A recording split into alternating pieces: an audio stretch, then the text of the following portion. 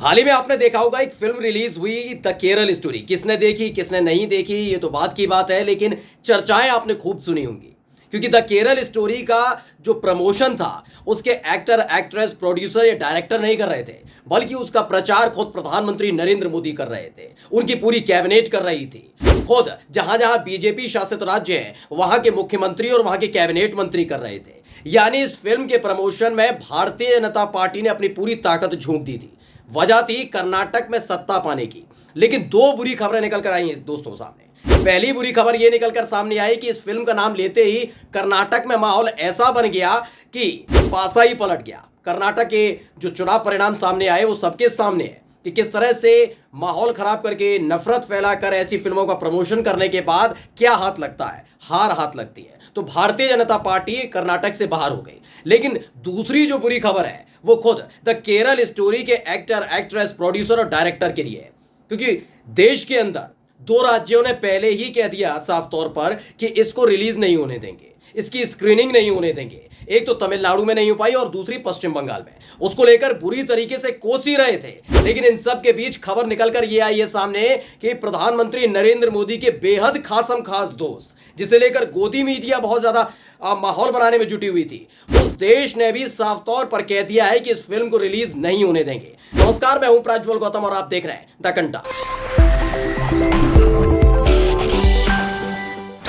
The Kashmir files और the Kerala story, इन दो फिल्मों के बारे में दो चीजें बहुत ज्यादा एक दूसरे से जुड़ी हुई हैं। पहली ये कि ये पूरी की पूरी दोनों फिल्में मुसलमानों के खिलाफ बनाई गई, क्योंकि आपने देखा होगा जब कश्मीर फाइल आई थी मूवी, तो उस दौरान अमूमन जब जब थिएटर के अंदर की वीडियोस निकलकर सामने आती थी तो मुसलमानों के खिलाफ नारेबाजी होती थी। यही कुछ तस्वीरें निकलकर सामने आ रही थी द केरल स्टोरी को लेकर। लेकिन इन सब के बीच दूसरी जो बड़ी समानता है वो ये कि इस फिल्म का प्रचार इनके किसी भी कास्टिंग ने नहीं किया, किसी का कास्ट क्रू ने नहीं किया। डायरेक्टर सामने नहीं इतने आए, इतना एक्टर्स नहीं आए, एक्टर नहीं आए, जो प्रोड्यूसर था वो सामने नहीं आया। दोनों ही फिल्मों का इनमें सबसे ज्यादा प्रचार कर दिया भारतीय जनता पार्टी ने। और यकीन मानिए, जिस जिस फिल्म का प्रचार बीजेपी के नेताओं ने करना शुरू कर दिया वो फिल्म पिट भी गई। पहले तो आपको मालूम ही है कि कश्मीर फाइल्स का क्या हाल हुआ। जिनके ऊपर मूवी बनाई गई थी उन्हीं कश्मीरी पंडितों ने इसे अधकचरा का घोषित कर दिया था कि इस फिल्म में सच्चाई है ही नहीं। खैर, दूसरी फिल्म आ गई Kerala story. The Kerala story में जिन 32,000 लड़कियों की बात हो रही है, जिन्हें ISIS भेज दिया गया, मुसलमानों ने अत्याचार किए, लव जिहाद का जिक्र किया, तमाम चीजें हुई थी जिसका जिक्र इस फिल्म के अंदर बताया जाता है। और इसको खुलेआम में बीजेपी के नेता भी कहते रहे, प्रधानमंत्री नरेंद्र मोदी ने भी जिक्र कर दिया था कर्नाटक के अंदर। इस फिल्म के अंदर किस तरह का माहौल मुसलमानों के खिलाफ बनाया जा रहा था ये देखा जा रहा है। लेकिन इस फिल्म में भी एक खासियत थी कि इसका भी प्रचार बीजेपी के नेता कर रहे थे, खुद उनकी लुटिया डूब गई।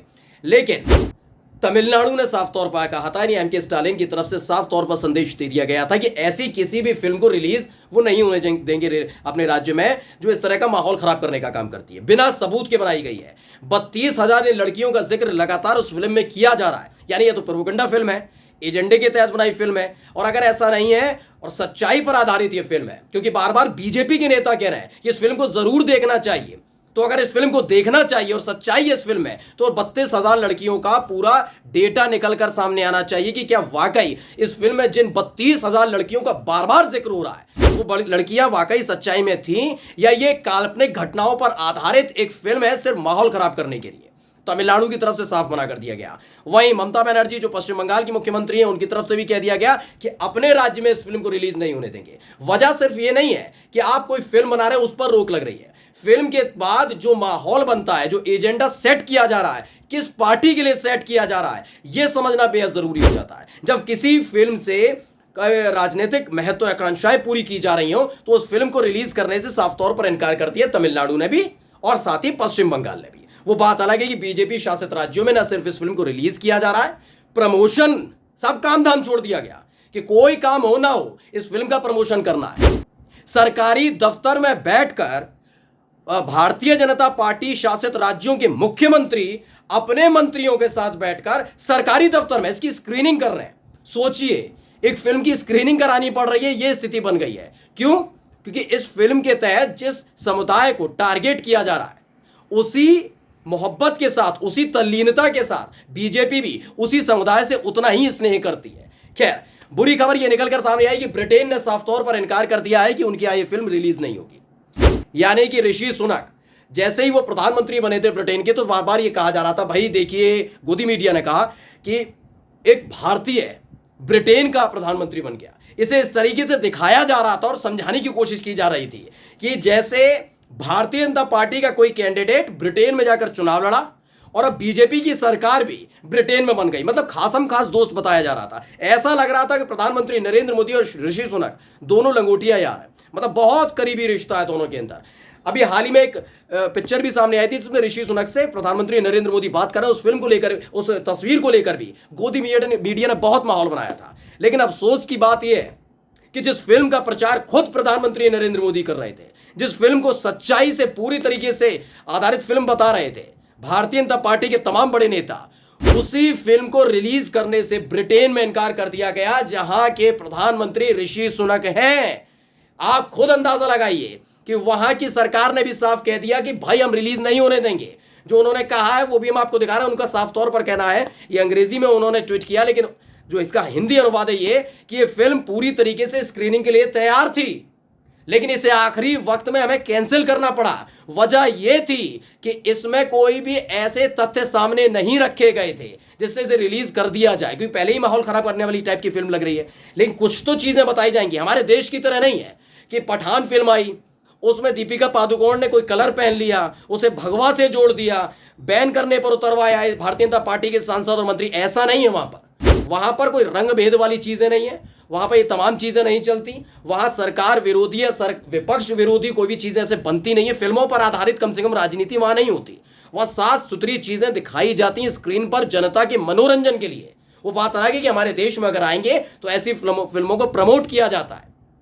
कश्मीर फाइल्स से लेकर द केरल स्टोरी, तमाम चीजों की बात होती है।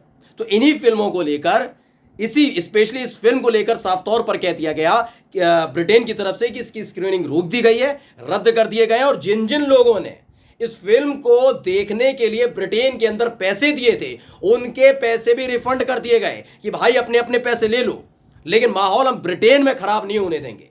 जो चीजें चल रही हैं इस देश के अंदर, हमारे देश के अंदर, वो चीजें ब्रिटेन के अंदर नहीं हो सकती। यानी प्रधानमंत्री नरेंद्र मोदी के सबसे खासम खास दोस्त ने उनकी बात नहीं माननी, साफ तौर पर इनकार कर दी। हम इन सब पचड़ों में नहीं पड़ते हैं कि कौन सी फिल्म किस सरकार किस पार्टी को बिलोंग कर रही है। दो देशों के रिश्ते अच्छे हैं। आप वहां के प्रधानमंत्री हैं, इस देश के प्रधानमंत्री हैं, इसलिए ब्रिटेन के प्रधानमंत्री के साथ उनकी मुलाकात की तस्वीरों को गोदी मीडिया ने जरूर ये प्रचारित करने के लिए दिखाया कि प्रधानमंत्री नरेंद्र मोदी के रिश्ते कितने अच्छे हैं सबसे। लेकिन ऐसा है या नहीं, वो इस चीज ने दर्शा दिया है दोस्तों, बता दिया है कि ऐसे कहने से नहीं होता। और यही एक वजह है जिसके चलते अब जमकर फजीयत भी हो रही है। कर्नाटक में पहले ही फजीयत हो गई, हार मुंह लगी है, तो वहीं दूसरी तरफ द केरल स्टोरी को भी तगड़ा झटका लगा है।